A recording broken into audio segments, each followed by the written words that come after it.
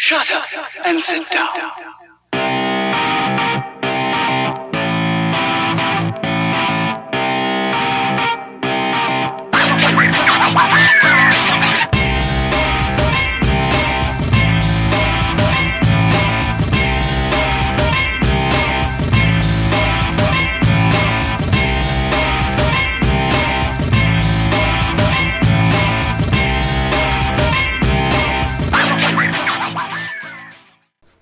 Hey everyone, this is Cliff Taylor, and today we're going to poke the bear about framing. What is framing? No, I'm not talking about building a house. I'm talking about framing, use of language to frame things to create either influence or persuasion, misleading propaganda type in that type of reference to framing when it comes to language. So here's how we're going to define this out today. So we're saying framing involves social construction of a social phenomena, such as mass media sources, political or social movements, political leaders, and other actors or organizations.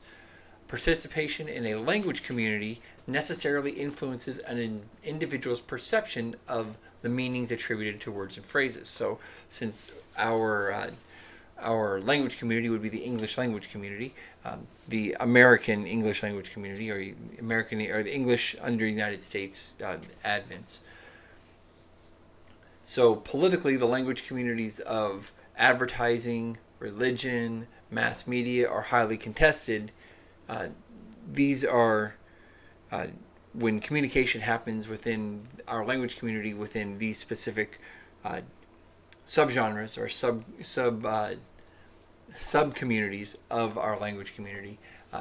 These are very highly contested, and they're very highly charged, and it allows for manipulation through framing.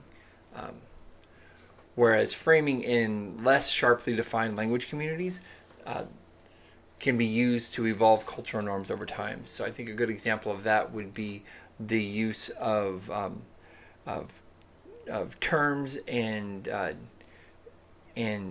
language to speak about people that are black, because if you go back 100 years, 120 years, 140 years, 150 years, we had a very negative term when people that weren't black would refer to black people, and then that eventually became colored people, and then that became black, and then there was the movement to make it African American, and then it went back to black, and then it's black and African American, and over the last 5 to 10 years it's been people of color. So not only is it just the black community, but everyone that is not white is part of is a person of color. So those would be these less sharply defined language communities that evolve cultural norms. But what we're talking about today is we're talking about framing theory, and the concept of framing bias suggests that something is presented, the frame, and it influences the choices people make. This idea is important because it is contrary to the central concept of what we call rational choice theory. Rational choice theory, people always strive to make the most rational choices possible. Thus, rational choosers should always make the same decision given the same set of data.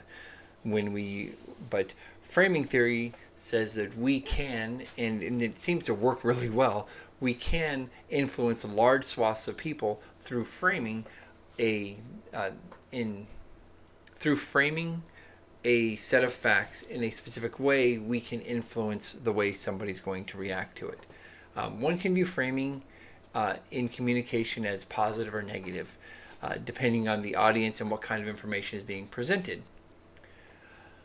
The framing may be in the form of equivalence frames, where two or more logically equivalent alternatives are portrayed in different ways, or emphasis frames, in which simplify reality by focusing on a subset of relevant aspects of a situation or issue.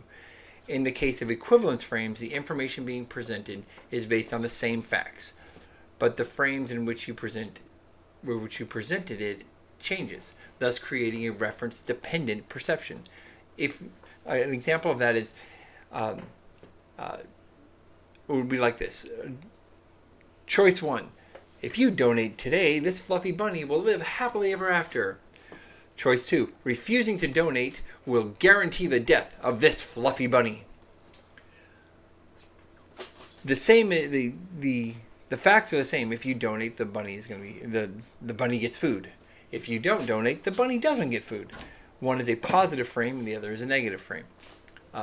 Now, framing bias occurs when people make a decision based on the way information is presented, as opposed to just the facts themselves. As I said before, the same facts presented in two different ways can lead to people making different judgments or decisions.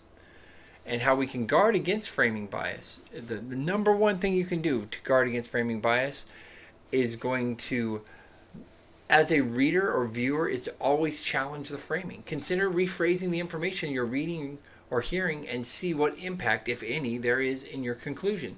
The key thing is to try to kick in the logical, reflective approach to decision making and avoid impulsive, reflexive decisions based on just the language that's being used. An example of this would be the New York Times published this back in the early 2000s. They said, the American air campaign in Afghanistan, based on high-tech and out-of-harm's-way strategy, produced a pattern of mistakes that have killed hundreds of Afghan civilians. On-site reviews of 11 locations where airstrikes killed as many as 400 civilians suggest that American commanders have sometimes relied on mistaken information from local Afghans. Also, the Americans' preference for airstrikes instead of a riskier ground operation has cut off any way of checking the accuracy of the intelligence received. Now, if we break that down, we can look at it. We can see a couple things. One, I didn't realize that the good old gray lady was so in favor of a ground war in Afghanistan at the time. But by reading this, apparently they would have preferred sending hundreds of thousands of troops in instead of using airstrikes.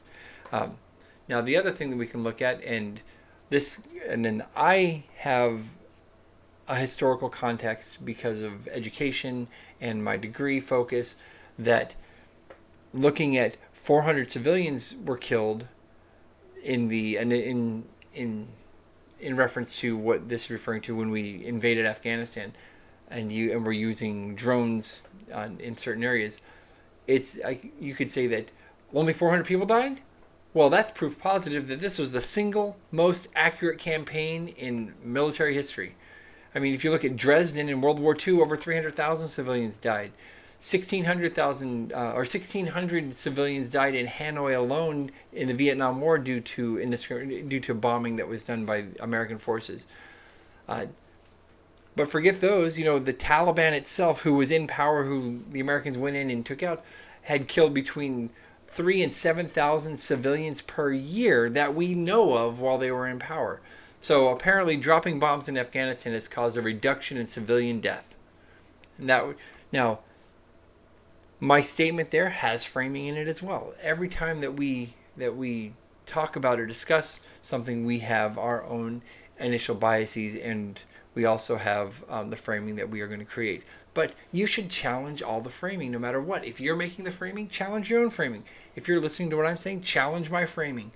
The point is that we need to, as citizens of this country, not accept at face value anything that's told to us. So don't accept anything I said at face value. I'll have some links down below about where I got where you can reference stuff on framing, and you can make a decision based on your continued involvement in the subject. Or you can, I guess, just accept what I said at face value, but then it's pretty much defeating the point of poking the bear on this one.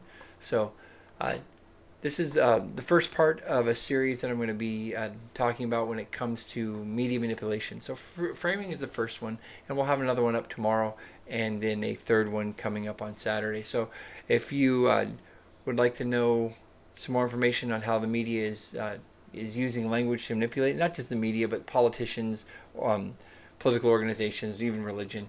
Everything we deal with in life is language based.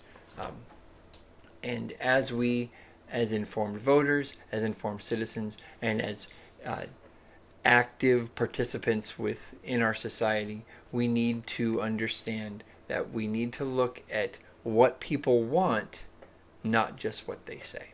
So, all right, you guys, be good to each other, and we will see you guys next time.